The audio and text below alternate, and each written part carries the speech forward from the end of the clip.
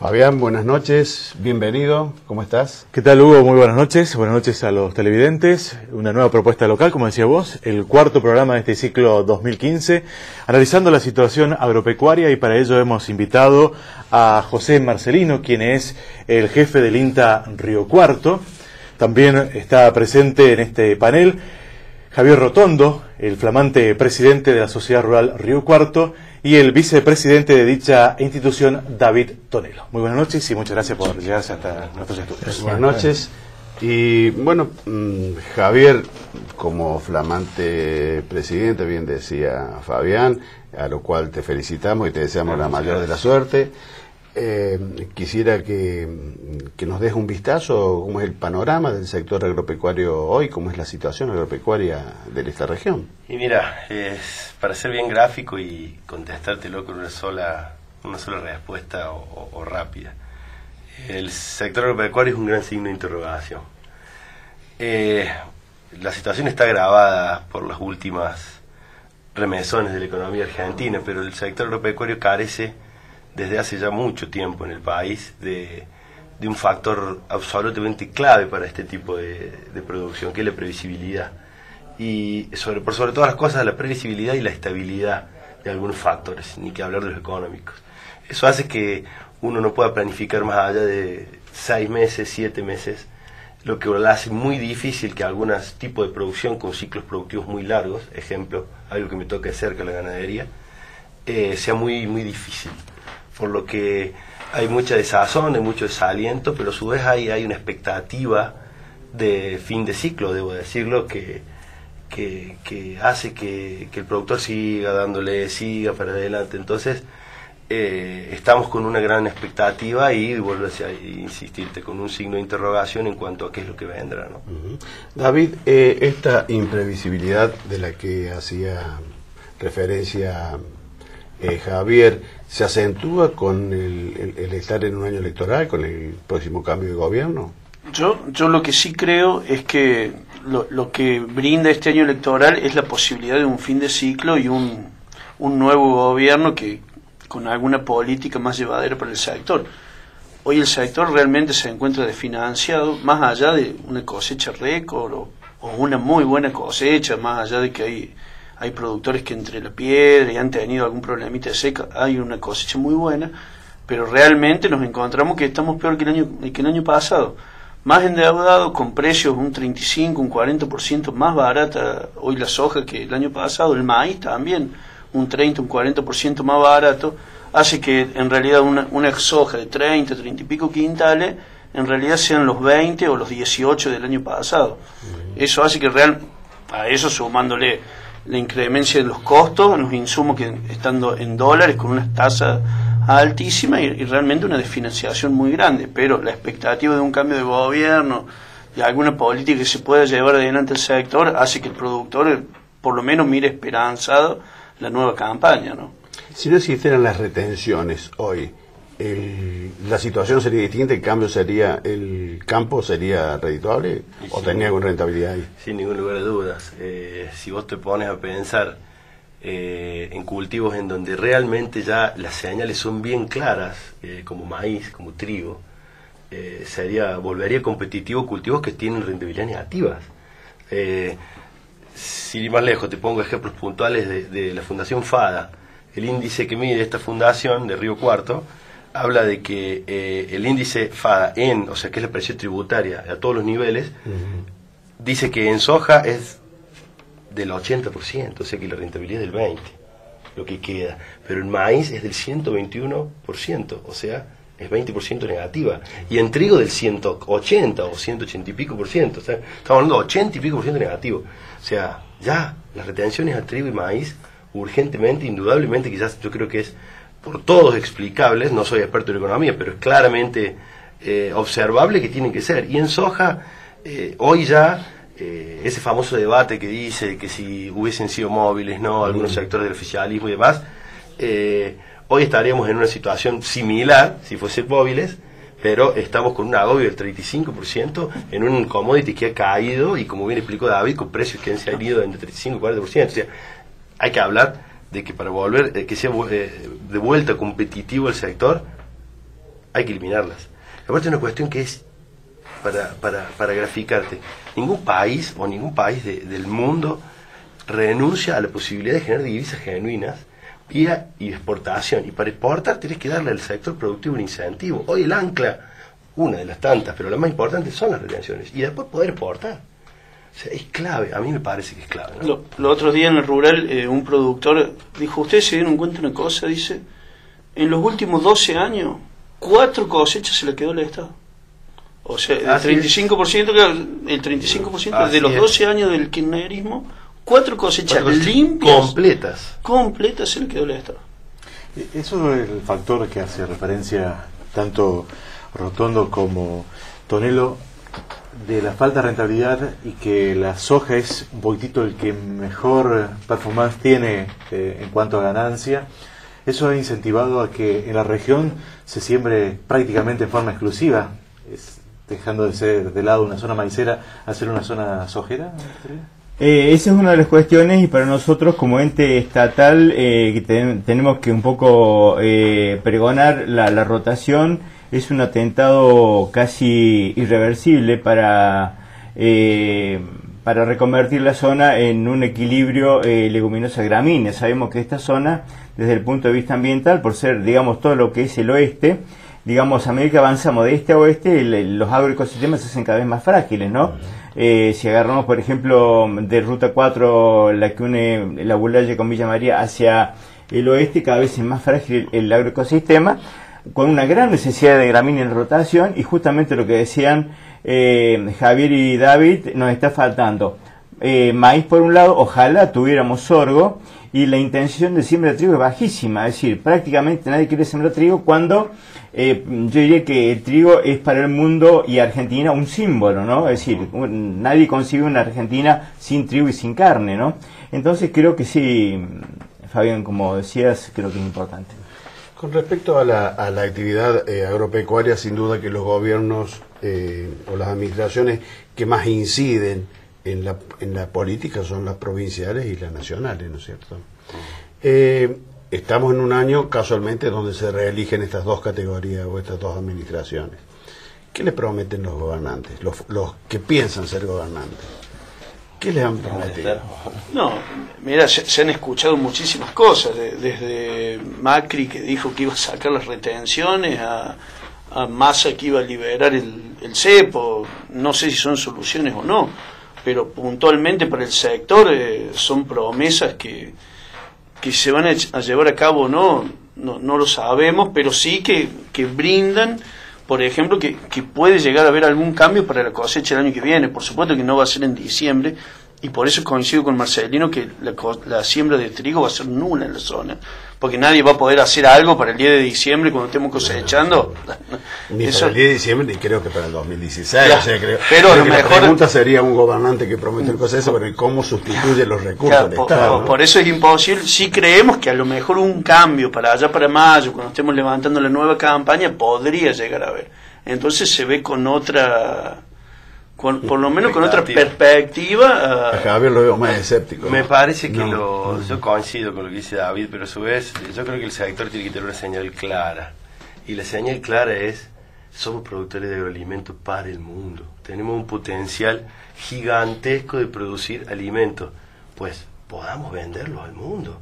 O sea, vuelvo a decirte lo que te dije al principio, yo me resisto a creer que un país, por todos estos zafarranchos del manejo del cortoplacismo de la economía, esté renunciando a generar divisas genuinas. Trabajo. O sea, vos me preguntás, a nivel provincia, y va a estar el ingeniero que me va a corroborar, el potencial maicero que tiene el departamento de Río Cuarto y la provincia de Córdoba es gigantesco. Trabajemos sobre eso. O sea, tenemos pero infinidades de posibilidades de transformar ese commodity, esa materia prima en la zona para generar riqueza, puesto de trabajo, valor agregado. Eso es lo que nosotros necesitamos, que haya políticas de Estado serias, que vayan más allá de una promesa electoral o de un camino, infraestructura vial. O sea, el sector agropecuario necesita expresar el potencial que puede dar. Me parece que eso es claro. Nosotros no pedimos ni subsidios, ni ningún tipo de dádiva, solamente pedimos las condiciones para estabilidad, te lo vuelvo a decir, para poder expresar un potencial que no tiene techo. Pero te garantizo, no tiene techo. Es tan sencillo como eso. Y a 90 días de las primarias no hay una propuesta concreta de ningún candidato hacia el sector agropecuario. Por lo menos ese es lo que uno, no sé si le han acercado a alguna de ustedes, pero eso es lo que uno avisora. No, lo que se escucha son, me parece, buenas intenciones y buenos deseos en voz alta. No, creo que, como dijiste vos, el único candidato que ha expresado la disminución absoluta, o sea, la eliminación de retenciones de trigo y maíz y la disminución escalonada de soja es Macri. Pero me parece que lo que hay es una carencia de una política integral. Claro, sí. Algunos sectores del masismo que tienen contacto con algunos productores locales están viendo qué van a hacer como sector, ¿no? Antes de elaborar alguna plataforma. Así que está todo muy... Me parece que volvemos a hacer... Estamos en boca de todos, pero en boca de nadie a su vez. Porque el sector agropecuario no se piensa como un sector estratégico para el desarrollo del país. Me parece que los últimos gobiernos han dejado que el sector produzca las divisas genuinas, pero por otro lado el gasto público ha hecho que se haya licuado ese círculo virtuoso y no han hecho nada para que se pueda seguir adelante con la generación de divisas. Entonces se piensa el sector como un sector extractivo. Te vuelvo a reiterar, aquel candidato que tenga una propuesta clara para que el sector se desarrolle y pueda darle al país potencialmente todo lo que se le puede dar, y no se escuchan, o sea, se escuchan cosas aisladas, lo que dijo él, las retenciones, el tema del cepo, que te digo la verdad, es para desarrollar más de un programa, y vos lo debes saber bien, solamente ese tema puntual, si de golpe, si progresivo, igual que las retenciones, o sea, son todas promesas y frases sueltas. Nosotros me parece que concretamente no hay dentro de las plataformas una política agropecuaria integral como propuesta de campaña. Ese es un gran déficit. Sí, quizá lo que falta es ponerse a trabajar en una estructura de financiamiento del Estado distinta a la actual, para que se pueda sustituir una cosa por otra, porque hoy es imposible. Es una promesa, me parece, muy liviana decir vamos a suspender por eso, porque el Estado no es posible hacer. En el caso de la provincia de Córdoba, los impuestos se han aumentado, se han creado nuevos tributos, por lo menos ítem o tasas, para mejorar los caminos, pero no se están dando. Es decir, la situación de la red terciaria en Córdoba es, después de las inundaciones, después de un verano muy complicado, es para muchos difícil poder sacar la producción. Totalmente. Mira, escuchaba datos hace un tiempo atrás, no recuerdo bien la fuente, que van a quedar alrededor de 5 millones de toneladas en los campos en la provincia de Córdoba, no por una cuestión de especulación o lo que fue, sino porque no se pueden sacar por déficit de infraestructura de la red secundaria y terciaria, lo cual creo que a luz vista de todos es real. Sí, indudablemente que es parte de una vorágine nacional, porque el gobierno provincial lo que te dice es que le deben los fondos, que no hay distribución, de que hay sometimiento, lo cual creo que de cierta forma es cierto, pero también hay una mala administración, o sea, hay problemas de la clase dirigente a todos los niveles, de lo que es de la administración del gasto público. Vos mismo dijiste, este gobierno lleva como bandera provincial, hablo, el no aumento de impuestos, pero por otro lado, ha habido un incremento muy grande de las tasas, que si bien hay que sincerar, no tienen implicancia nacional, porque las tasas son provinciales. En cambio, si aumentase el valor venal y aumentase el impuesto puro, la base imponible puro, tributaríamos impuestos nacionales. O sea, estamos inmersos en una, no sé si se me entiende el concepto, una vorágine muy grande, que hace que lo inmediato, hoy, la infraestructura de la provincia está absolutamente colapsada, y te dicen desde las esferas provinciales que se ha desviado gran parte del dinero para paliar la situación gravísima del norte. Sí, desde Villa Allende hacia arriba, toda la Sierra Chica y todo, no hay duda de eso. Pero me parece que 800 billones de pesos que se invierten o que se recaudan con la tasa vial, acá hay un problema, hay una situación, vuelvo a decirte, políticas de Estado mucho más globales, como la sistematización de los cuencas, trabajar con consorcios canaleros a largo plazo, que me parece que la clase política tiene que ir entendiendo que es la única forma de que no queden solo en promesas, ¿no? De todas formas, déjame meterme en esto de los caminos. Hablamos de la cosecha porque al gobierno le interesa que salga la cosecha, pero no hablamos, por ejemplo, que en Ucacha cerró una fábrica de Dulcor porque se inundó porque no puede sacar su producción, o los tambos en Ucacha que tienen que hacer no sé cuántos kilómetros más para poder sacar todos los días la leche, o el feedlot que tiene que entrar y salir con Hacienda día por medio o por semana, que se han tenido que mudar o directamente cerrar, y que realmente, o sea, esos son, te diré que hasta más problemas que para sacar la cosecha, porque la cosecha, bueno, cuando esté en camino se saca, o sea, claro, son problemas inmediatos. se juntará plata de algún lado, pero va a salir, pero la hacienda cuando está gorda se tiene que ir, la leche cuando está fría se tiene que ir. Entonces, o sea, por ahí me parece que se desvía mucho para el lado de la cosecha, y las otras producciones están peor, ¿viste? José, desde, si quieres ir mirarlo a ellos, ¿no? Desde el INTA, ¿cuál es la observación que hacen del sector? ¿Cómo y es muy preocupante porque lo que decía un poco Javier, el trabajo de cuencas, nosotros deberíamos tener el río Cuarto con un caudal constante, llueva o no llueva, ¿no? Porque en realidad, si tuviéramos un trabajo de cuencas aguas arriba, el agua debería ser capturada y retenida donde cae, y no tener una creciente. La creciente es un síntoma de que algo funciona mal, más allá de que hemos tenido lluvias excepcionales, ¿no? Y la zona al que hace referencia David es una zona Mis Pagos, o sea que la conozco perfectamente, y el camino de Ucacha a Ticino está intransitable. Muchas alfalfas, que es un cultivo muy caro de implantar, este año se han perdido. Una alfalfa no tolera más de 48 horas de anegamiento, cuesta un montón de plata tenerla, más esperarla mucho tiempo, y bueno, eso se perdió, además de los productores que han alquilado sus vacas y se han cambiado de región. Es decir, eso es muy complicado, hasta la particularidad es que hay productores que dicen, mira, acá tengo que pagar cuentas, tengo el silo bolsa porque no lo puedo sacar, y va a una copiadora y dice, mira, te vendo hasta acá, lo marcamos con un fibrón, esto es tuyo, dame la plata y después vemos cuándo lo podemos sacar. Es decir, no hay otra manera de que el productor pueda tener un dinero en efectivo para estar cancelando sus deudas, ¿no? Porque estamos cerrando la campaña, las tarjetas agro están cerrando en abril, mayo, el tema de ganancias, los insumos que se sacan a más o menos a esta fecha, y este año estamos más o menos cosechando un poco más temprano que el año pasado hasta ahora, ¿no? Con Río Cuarto, que es, yo diría, lo mejor que tenemos en cuanto a condición de cosecha, porque a medida que nos corremos hacia el este, la situación es mucho peor, y lotes que se van a quedar definitivamente perdidos bajo el agua, porque no va a haber piso, y cuando haya piso ya el cultivo va a estar en una condición imposible de cosechar, ¿no? Creo que nosotros tuvimos en el departamento de Río Cuarto la fortuna de que, por un lado, la genética, que ha ido generando rendimientos cada vez mayores, asociado con otra rama de la ciencia, que nos ha ido encubriendo, entre comillas, las falencias del ambiente.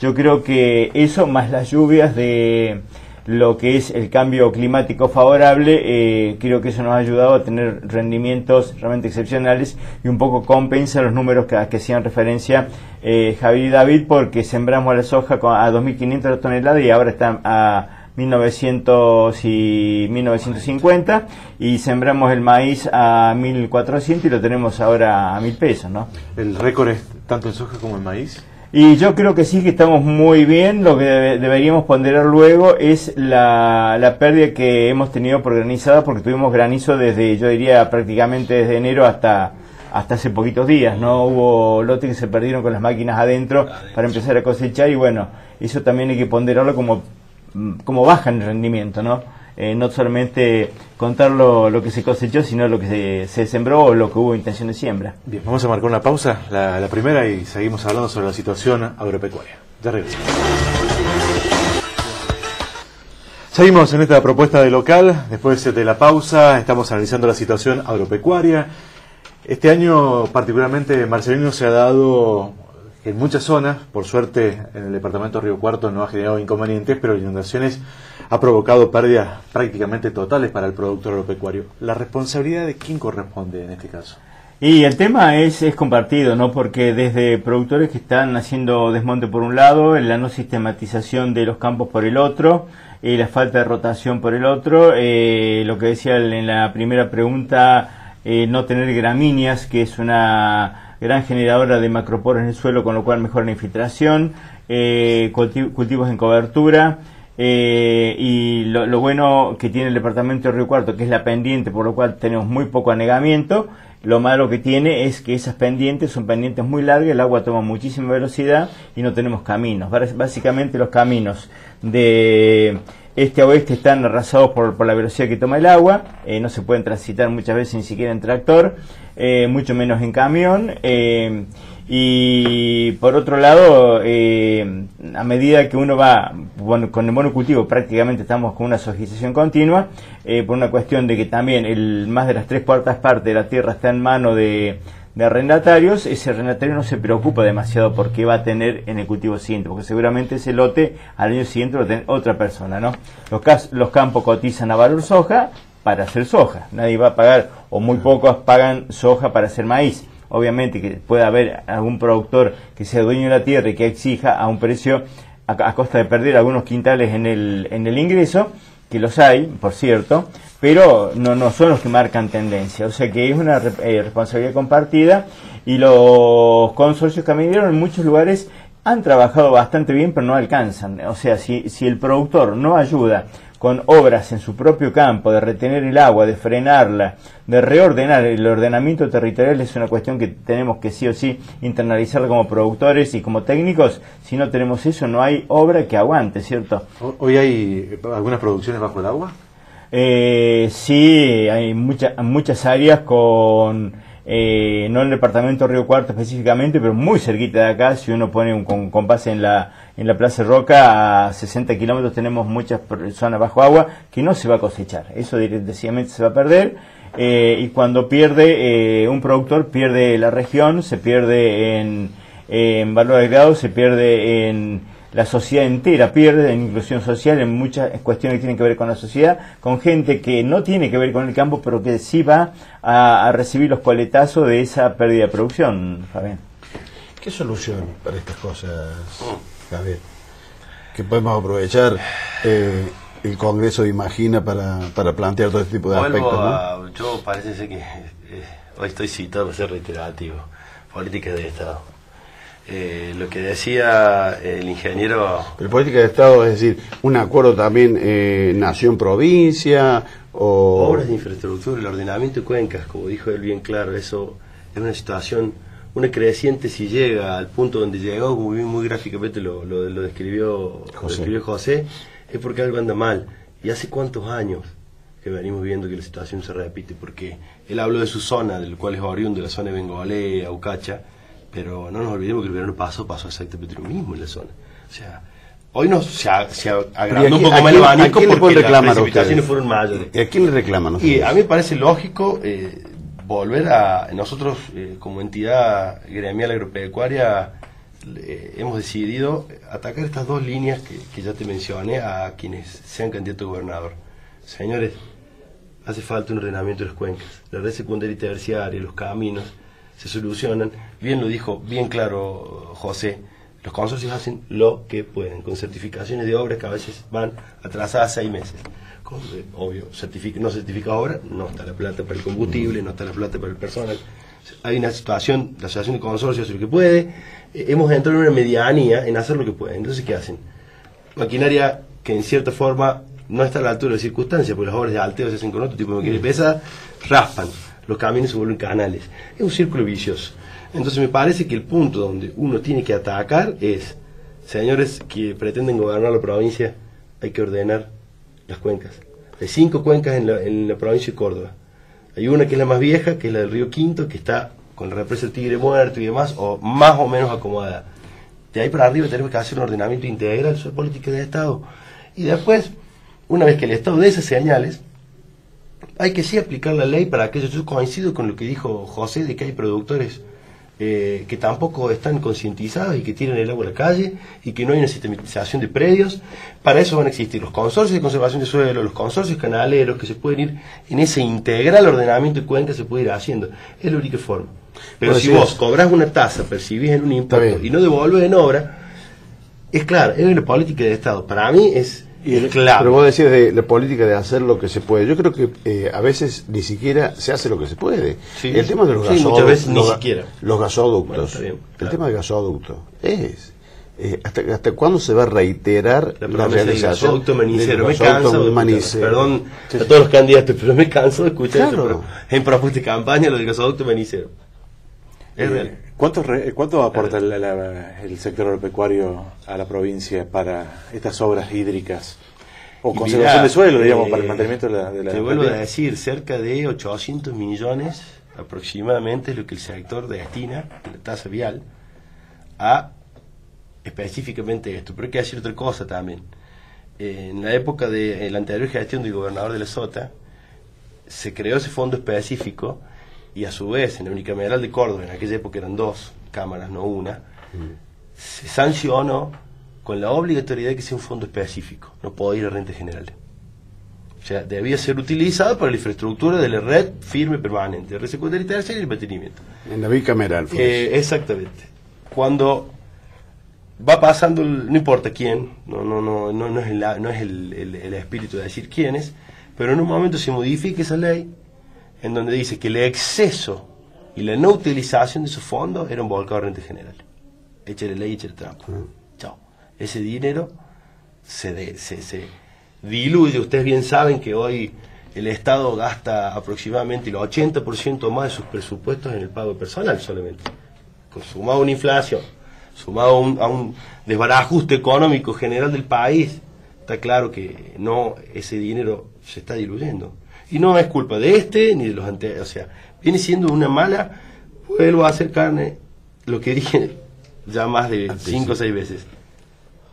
Políticas de Estado, ordenamiento del gasto. Y no significa porque, ¿qué te dicen? No, vos sos neoliberal, vos querés achicar el gasto público, querés achicar el Estado, eso significa apretar a los que menos tienen. No es así. Es reordenarlo y usar los fondos específicos para las tareas específicas. Nada más que eso. Me parece que ese es el déficit no grande que tenemos.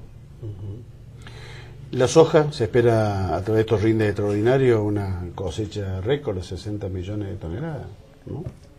¿Puede ser? Sí, bueno, cuando hablamos de cosechas récord, yo también siempre digo cosecha récord por cuánto tiempo, ¿no? Porque una cosecha récord implica una extracción de nutrientes que no la estamos haciendo, ¿no? Estamos primero con las 100 millones, después alguien habló de las 160 millones de toneladas, pero ¿por cuánto tiempo? Porque son ritmos de producción que son insostenibles para el ecosistema nuestro, incluso para el argentino, digo el nuestro, el regional, e incluso para el argentino, porque la reposición de nutrientes, que es un tema clave, la estamos haciendo a 1/3 de lo que se extrae, ¿no? O sea que por cada barco que se va nos va yendo el fósforo, gran parte del nitrógeno, el calcio, el potasio, y bueno, y acá deberíamos estar empezando en otra práctica. Por ejemplo, la gente que va a Brasil por tierra ve los techos de las agronomías que dice calcario, que no es ni más ni menos que la aplicación de cal para corregir el pH del suelo y que el fósforo que se aplica no sea movilizado por un pH ácido del suelo, con lo cual acá está empezando a ocurrir y son desbalances que nos van a llevar a esa caída de récords que estamos teniendo pues, todavía por una cuestión climática, básicamente por lo que yo decía antes,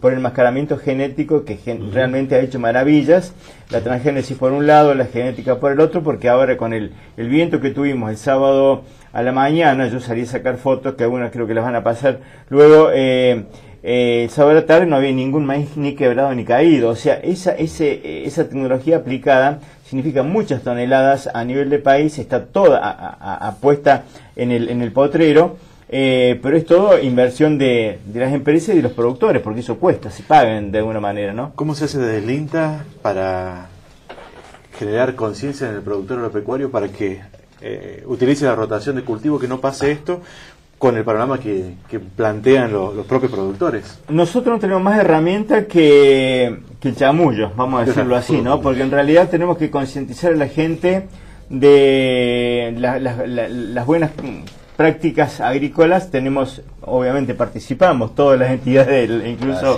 Javier, David, yo, los chicos de FADA que estaban recién, de la Mesa de Buenas Prácticas Agropecuarias, en la cual incluso los productores conocen cuáles son las buenas prácticas. Lo que es difícil a veces es aplicarlas y cómo convencer a un productor que haciendo eso va a decir, bueno, yo hago esto y ¿para qué?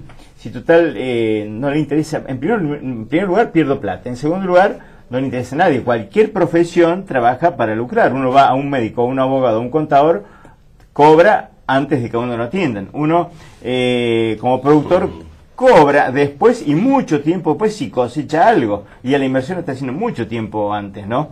Entonces esa incertidumbre de la que hablaba Javier al comienzo, ese gran punto de interrogación vuelve a aparecer acá, ¿no?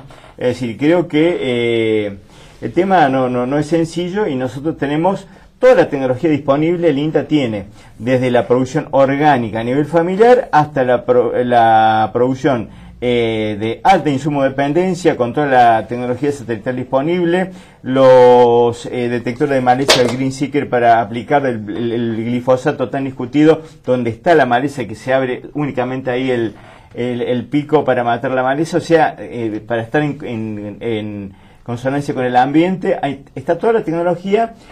Ahora, ¿qué es lo que motiva al productor? Y hay poca motivación para el productor. Esta situación, Javier, de incertidumbre, la política que se instrumenta de la rural, de la gestión que ustedes recién encabezan, ¿hacia qué aspecto particular se apunta? Pero me lo contestás después de la pausa, ¿puede ser? Marcamos la pausa, ya regresamos.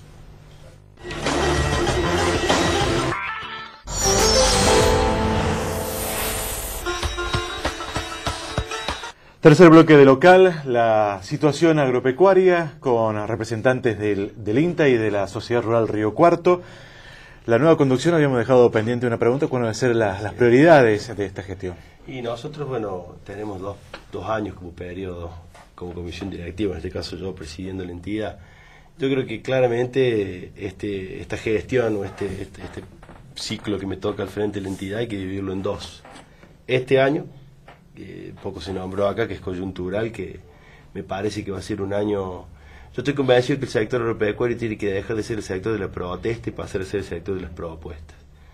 Lamentablemente estas políticas o este gobierno no ha entendido al sector como un socio estratégico, sino como una mina a la cual hay que extraer para políticas que, bueno, no está en mi ánimo hoy a hablar si son erróneas o no, que indudablemente consideramos que sí. Me parece que tenemos que empezar a decir, bueno, recién pensaba la gente de FADA, imaginar la Argentina que queremos y toda esta cuestión. Me parece que tiene que ser un poco el primer año, hablar con todas las fuerzas políticas, decirles que el sector necesita todas estas cuestiones que estuvimos hablando, proponer de qué manera pues se pueden llevar adelante. Yo creo que cuando hay ejemplos en la zona de productores que se han convertido en productores de bioetanol o de bioenergía, digamos, hay un montón de situaciones para decir, bueno, me parece que este año propongamos. Este primer año yo sería escéptico, pero soy esperanzado de que tiene que haber un cambio a nivel país y sobre todo a nivel sector. No se sustenta más este tipo de políticas para con nuestro sector. Van a hacer que realmente sea muy grande la brecha, mucho más grande la brecha. Entonces me parece que este año enfocarnos en eso. Y después llevar adelante las banderas del gremialismo de siempre, de defender un modo de vida. Esto es un modo de vida. Recién hablaban de la sojización, del monocultivo.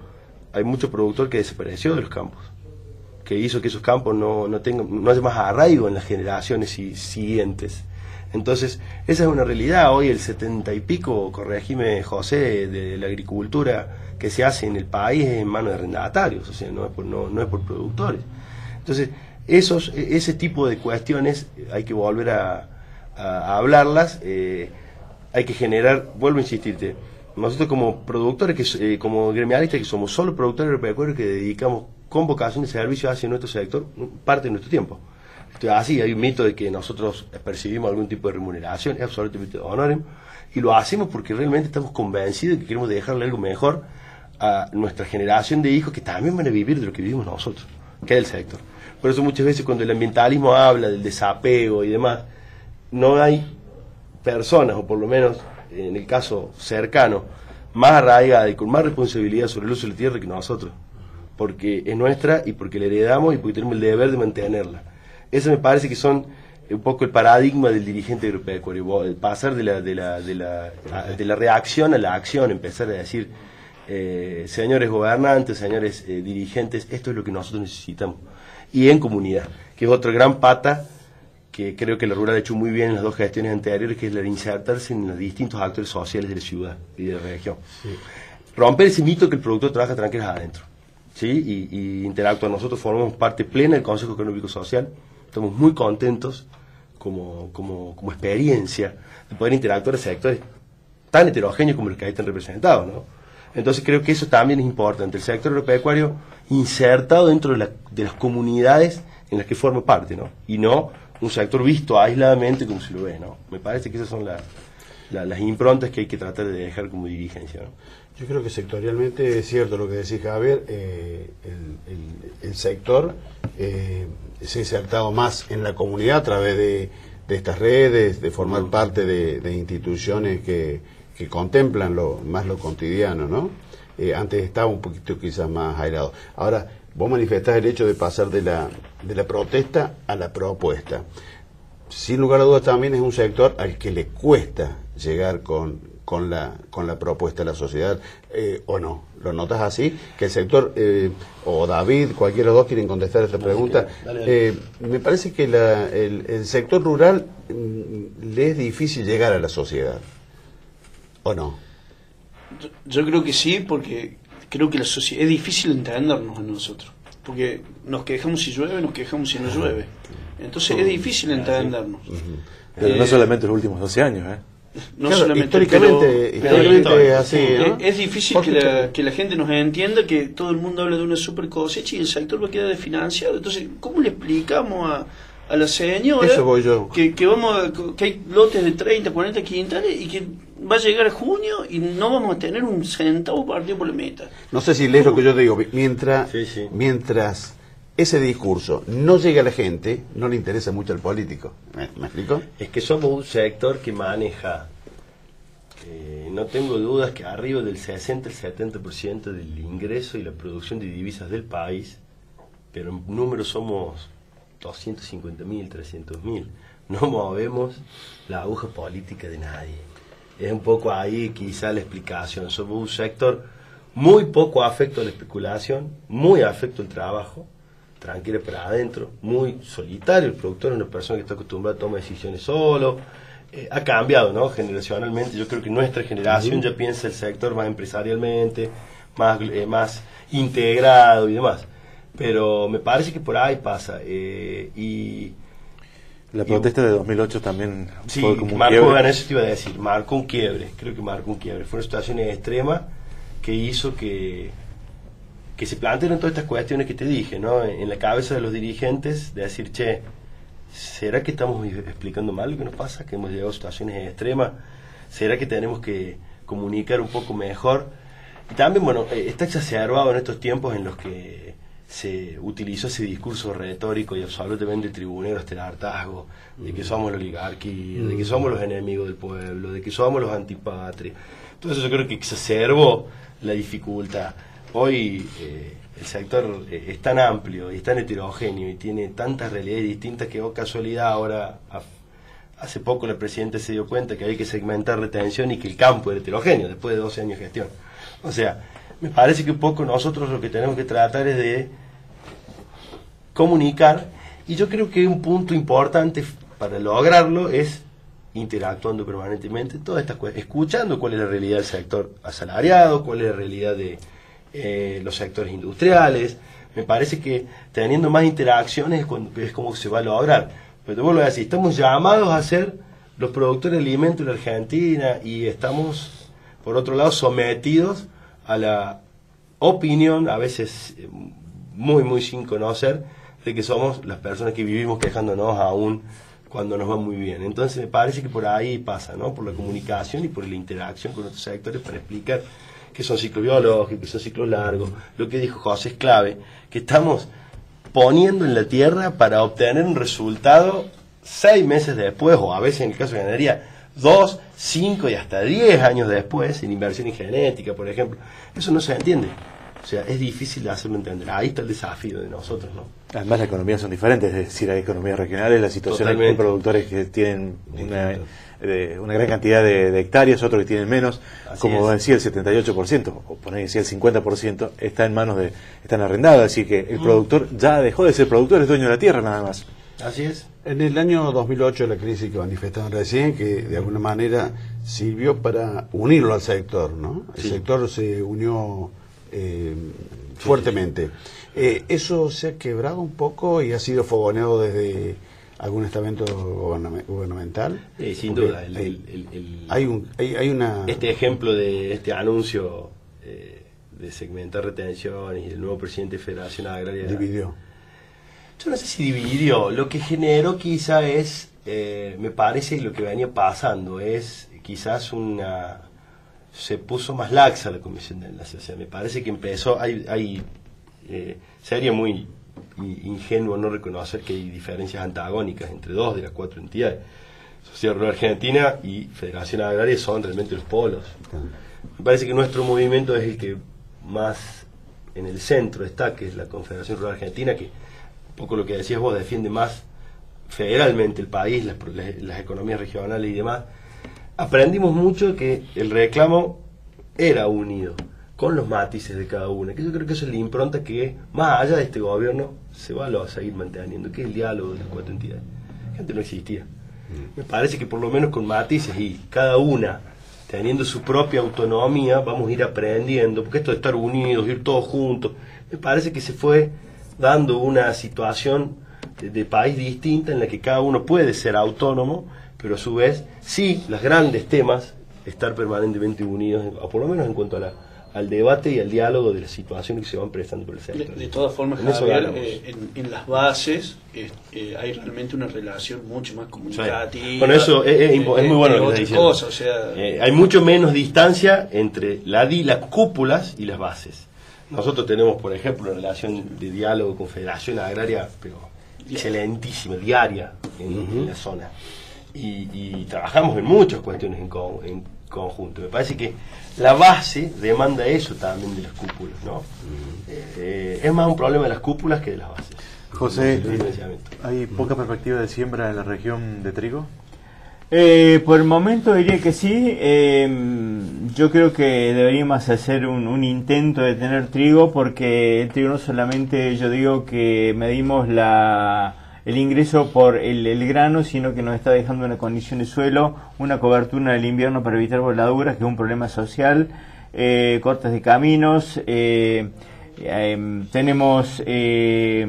nos genera condiciones luego para infiltración, con lo cual estamos mejorando la captación de agua en los lugares de origen, pero es poco atractivo en este momento pensar en hacer trigo cuando Argentina es uno de los 5 países que integra la comunidad que define la calidad de trigos. Está Australia, Estados Unidos, Francia, Argentina y Canadá. O sea, y cuando la gente que integra esa comunidad de los 5 mejores países productores del mundo ven los trigos que vendemos nosotros y al precio que lo vendemos, se quieren morir, porque estamos vendiendo un trigo que es un trigo pan muy duro, por más que usemos baguette, son trigos que son o trigos forrajeros, se usan para corte y no están pagando por un trigo común. Si uno ve el desarrollo que ha tenido Brasil, y tuve la oportunidad de recorrer toda la zona del estado de Paraná hace muy poco tiempo, las cooperativas en lo que es trigo y cebada realmente han hecho avances gigantescos, porque el trigo pensemos que es más bien un cultivo de clima frío, y Brasil lo está llevando a un clima más bien cálido. O sea, la capacidad, y cuando Brasil hace algo, lo hace en escala gigantesca. El maíz grande realmente es lo más grande. Vimos solamente una cooperativa tenía la quinta maltera del mundo, en un estado alejadísimo de la capital, de San Pablo, ¿no?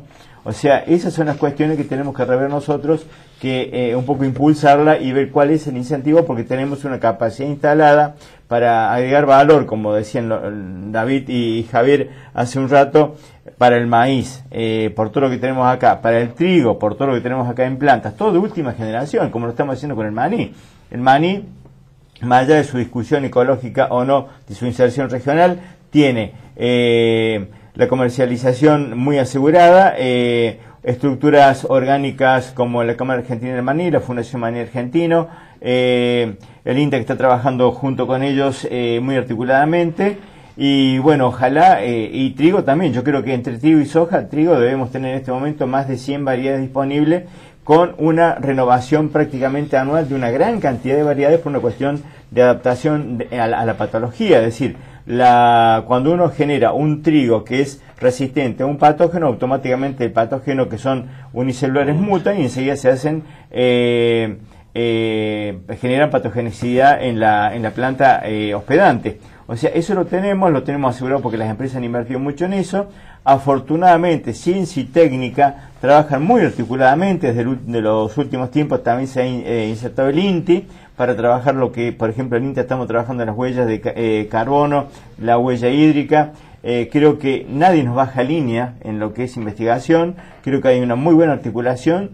Es muy cara la investigación básica, muchas veces se escapa y es muy lenta, porque la investigación básica es ir viendo algo que no sabemos si termina en algo aplicado, pero creo que estamos por un buen camino. Hace mucho tiempo que estamos. ¿Hasta dónde llega el optimismo tecnológico? Ese es el otro interrogante, ¿no? Gracias, José. Gracias, David. Gracias, Javier. Por favor. Se van a llevar un presente de Supermercados Sanz, del programa, por supuesto, de caso un Malbec de familia Morales.